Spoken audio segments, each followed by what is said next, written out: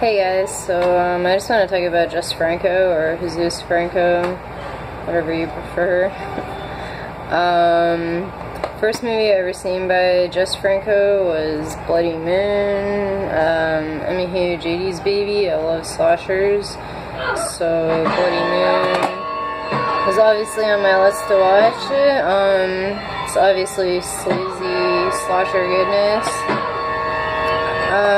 Jess Franco never really made anything like this again. I'm not really sure what year this is from. I'm gonna guess, obviously, the 80s. So let's go back.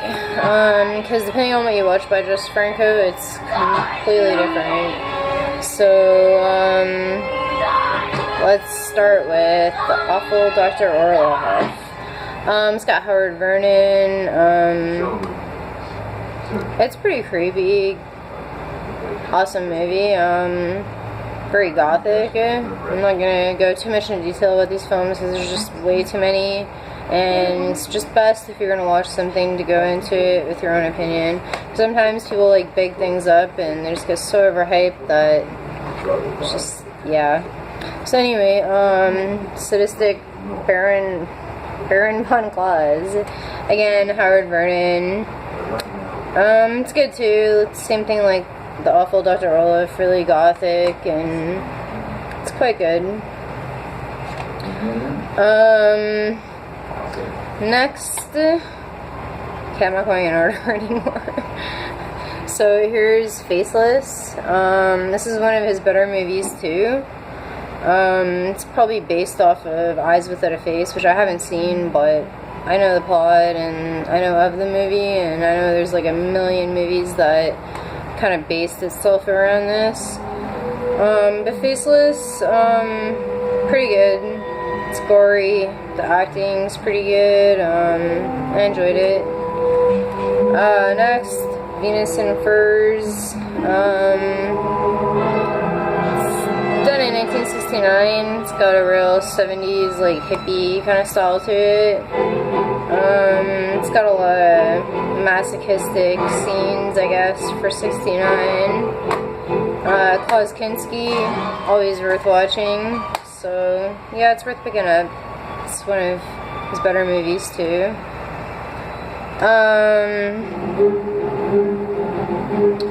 I'm gonna go back a bit. Okay, let's go to, I just got these 7 releases not long ago. Vampires Lesbos, really cool packaging.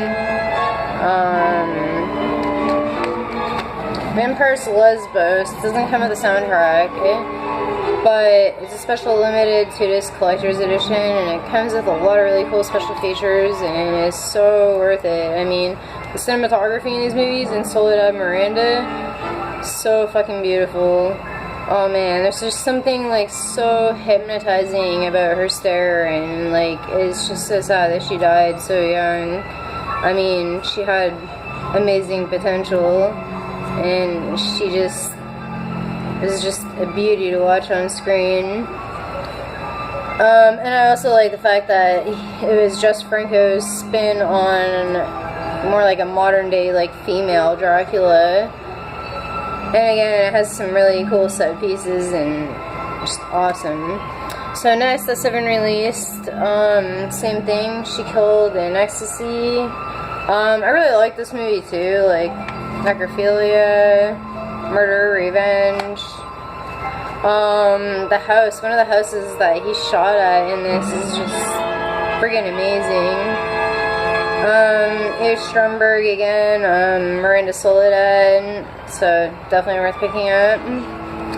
There's other mentionable people too, like Howard Vernon, Paul Mueller. Both really great movies. She Killed in Ecstasy comes with the soundtrack for Vampires Lesbos, She Killed in Ecstasy, and The Devil Came from Arkansas. So it's definitely worth picking up, for sure. Next, one of his movies that had, I guess, a higher production value, Count Dracula. Christopher Lee was kind of duped into this role. Anyway, that's besides the point. But it actually had a pretty big budget. Soledad Miranda's in it, Klaus Kinski. It's one of the more truer adaptations of Dracula. No love story, really. I'm not a huge fan of Dracula, I know, but this one's pretty good, just for the cinematography and stuff. It's really beautiful.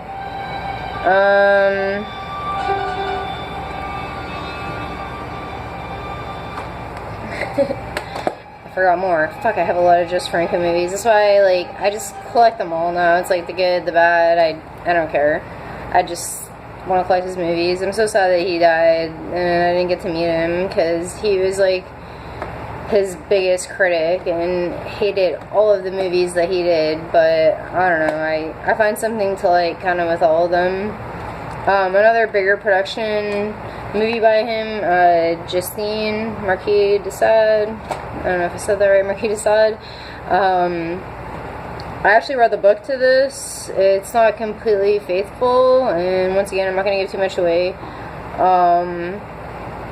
But I think Jess Franco does try to, you know, put a hint in there at the end that obviously he had no free power over the film. But I love this movie. Like, Klaus Kinski, Jack Palance plays a crazy mad monk in it, and he just steals the screen. And they shot some really freaking cool places in this film too.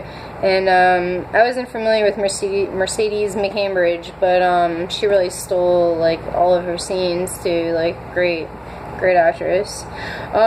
Jess Franco hates Romina Power, and I think a lot of people are not a big fan of Romina Power, but I personally didn't think that she was as bad as people say. She wasn't the greatest, but she obviously wasn't the best either. She got the role because her parents were famous and they wanted her cast in it, so he had no choice but to put her in it. Another Marquis de Sade movie, Eugenie. These are the ones that he produced with Harry Allen Towers, so they had slightly like bigger budget than some of his other stuff.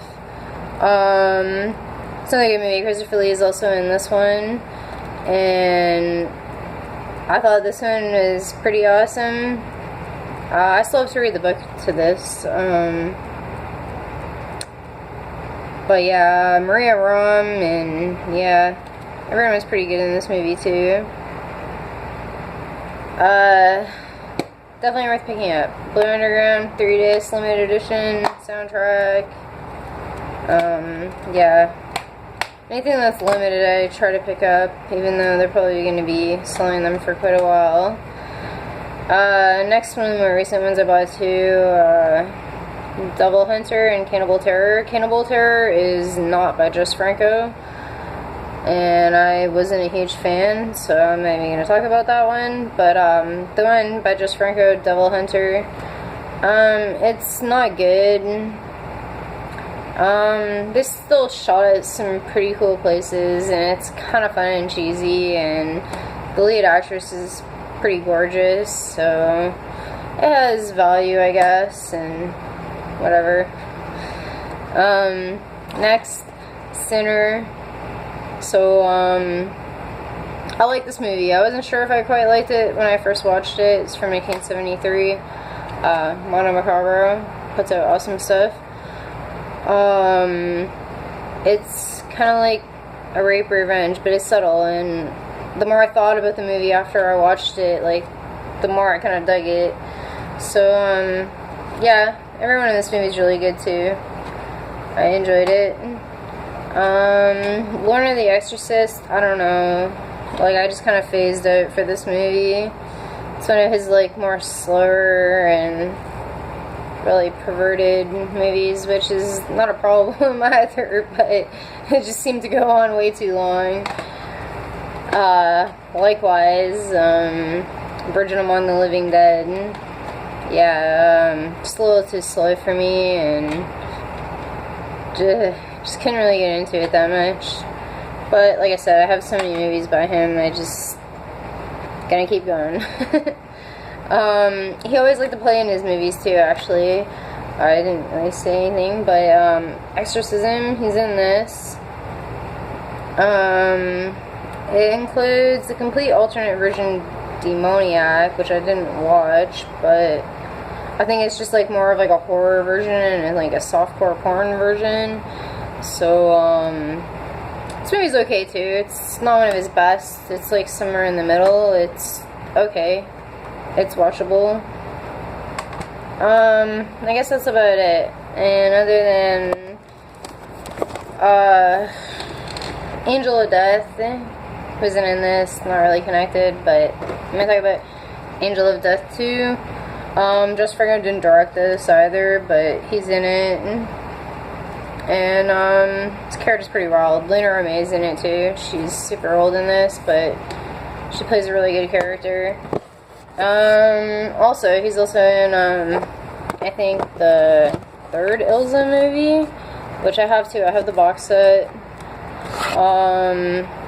I like that movie too. He's just in it. But, anyway, I just want to talk about Jess Franco. He gets a lot of hate. He gets a lot of love. But, I mean, if that guy had money and someone gave him money and maybe wrote a script for him, things could have went a lot different for him. Because, he was a great visual director. Like, I mean, just his cinematography and like even like the women in his movies and stuff, they were just so beautiful. And there's just something to just kind of like always about Jess Franco films. You like, that's what I mean, like the good, the bad. I take it. I love him a lot, and I think he's really funny, and he's a very humble guy. I just wish I could have met him. And so I'm gonna keep collecting Jess Franco movies. It'd be nice if someone put out Devil Came from Arkansas on Blu-ray. Love to pick that up. So yeah, thanks guys for listening to my video. And if I didn't talk about a Jess Franco movie I don't have, and you want to share with me, that'd be great. So thanks. Talk to you guys later.